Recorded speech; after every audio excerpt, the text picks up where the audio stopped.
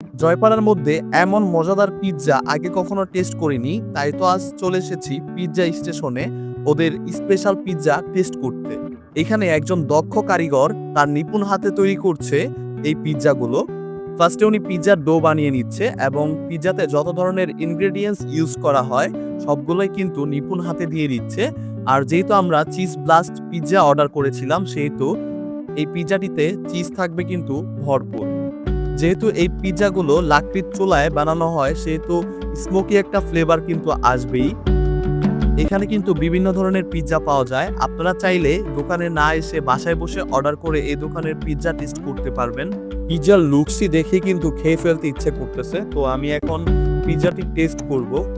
Wow! চিজটা গলে মুখে গিয়ে একদম মিক্স হয়ে যাচ্ছে। সসটা ব্যালেন্সড, না বেশি টক না বেশি স্পাইসি, মোটামুটি একটা লেভেলে আছে। এখানকার পিৎজাগুলো কোয়ালিটি অনুযায়ী আহামরি কিন্তু বেশি একটা দাম না।